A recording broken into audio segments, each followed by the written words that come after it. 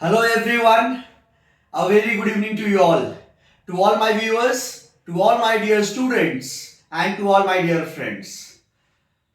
कुछ लोगों ने मुझे कल मैसेज भेजा कि सर एक वीडियो बनाइए dissolution of partnership firm dissolution of partnership firm according to Indian partnership act 1932। इस पे एक वीडियो बना करके समझाइए, इसके पॉइंट्स को बताइए एक एक करके। तो आज मैं इसी टॉपिक पर बात करूंगा, dissolution of a partnership firm. सबसे पहले आप सब लोग जानते हैं कि अगर इंडिविजुअली, जैसे सपोज करो कि 4 पार्टनर्स हैं, तो individually they are all called partners, but collectively they are known as the firm's name, known by the firm's name, known as the partnership firm, right? Firm तभी नाम आएगा जब कलेक्टिवली बात करेंगे, individually they are called partners. Coming back to the topic कि what is dissolution of a firm, dissolution of a partnership firm.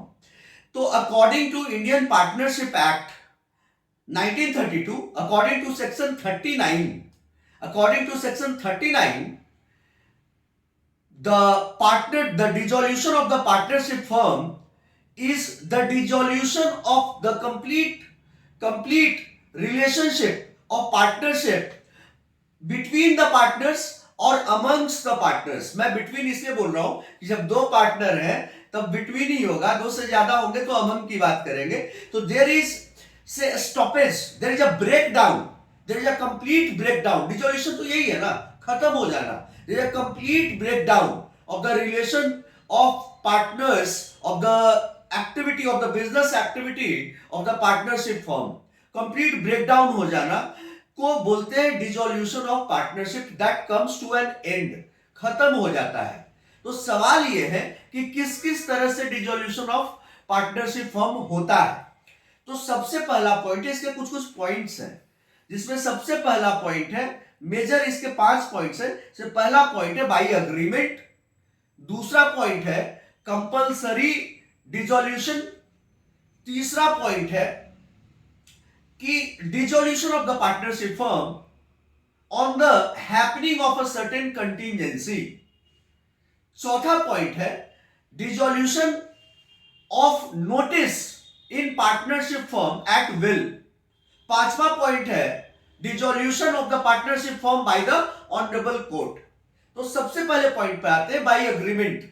आप सब लोग जान रहे हैं कि बाय अग्रीमेंट अगर हमने ये डिसाइड किया कि सारे पार्टनरशिप को खत्म कर देते हैं, क्योंकि जो भी कारण रहा हो, हम इसको we want to discontinue the complete business, तो हम इसको बाय अग्रीमेंट खत्म कर सकते हैं। दूसरा है डिसोल्यूशन, कंपल्सरी डिसोल्यूशन। तो by compulsory dissolution also you can dissolve the partnership firm. तीसरा जो कि बड़ा ही इंपॉर्टेंट है, तीसरा है कि on dissolution of the partnership firm on the happening of certain contingency. Contingency आप समझते हैं ना, upon the happening of an event, upon the happening of an event. अगर मैं बोलूं कि मैं तुम्हें 10 रुपए दूंगा, मैं कंटिजेंसी थोड़ा सा आपको समझा देता हूं पासिंग रेफरेंस में कि कंटिजेंसी होता क्या है। मैं ये बोल रहा हूं कि अगर आज रात में बारिश होगी तो मैं तुम्हें 10 रुपए कल दूंगा, तो मेरा 10 रुपए देना is dependent upon the happening of an event, कि अगर रात में बारिश होगी तभी मैं कल 10 रुपए दूंगा, और अगर बारिश नहीं होगी तो मुझे 10 रुपए नहीं देना है। Means me giving you 10 rupees is dependent upon the happening of the बारिश, कि बारिश होगी तो मैं आपको 10 रुपए दूंगा। तो यहां पर कह रहे हैं कि पार्टनरशिप फर्म को डिसॉल्व कर देंगे upon the happening of a contingent event, जिसमें है कि even the death of the partner. अगर पार्टनर की किसी पार्टनर की डेथ हो गई तो उसमें हम क्या कर सकते हैं, उसमें तो मतलब पार्टनरशिप फर्म को डिसॉल्व करना पड़ेगा। कंप्लीशन ऑफ द एडवेंचर, एक जो हमारा जिस टारगेट के लिए पार्टनरशिप फर्म बना था उसको पूरा कर लिया, नया टारगेट स्टार्ट करना, तो पार्टनरशिप फर्म को हम खत्म कर सकते हैं। एक है expiry of the agreement, agreement जो हमारा था वो खत्म हो गया, तो चलो भाई हमारा अग्रीमेंट खत्म हो गया तो पार्टनरशिप फर्म को भी खत्म कर देते हैं, डिसॉल्व कर देते हैं, ऑब्जेक्ट पूरा हो गया। इसके बाद ये तो तीसरा वाला पॉइंट हुआ जो मैंने बोला, dissolution of the partnership firm on the happening of a event से happening of a contingent event, right, contingency. इसके बाद हमारा चौथा पॉइंट है जिसमें है कि dissolution of the notice in partnership at will. अगर नोटिस ही डिसॉल्व कर जाए इन पार्टनरशिप एट विल, चाहने पर, तो इसमें भी पार्टनरशिप फर्म को डिसॉल्व कर सकते हैं। पांचवा जो कि सबसे इंपॉर्टेंट है, जिसमें की कह रहे हैं कि dissolution by honourable court, court ही जब डिसॉल्व कर दे तो इसके बड़े ही इंपॉर्टेंट रीजंस हैं।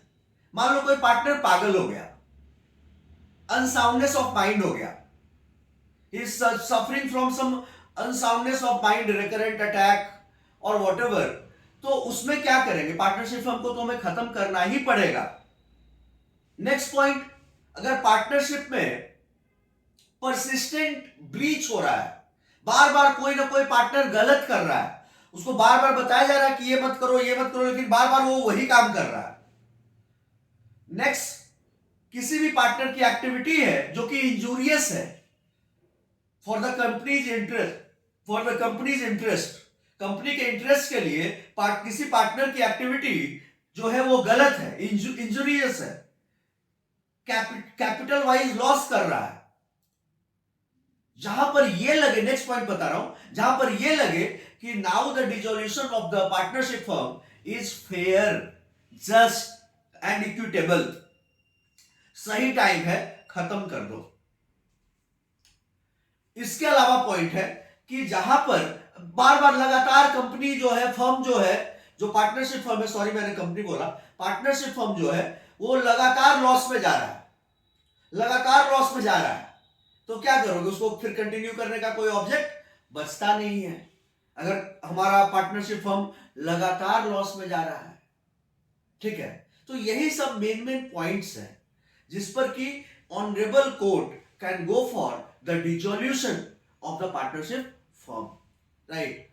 सेक्शन 39 में सारा दिया गया है according to Indian partnership act 1932 as per the section 39, right.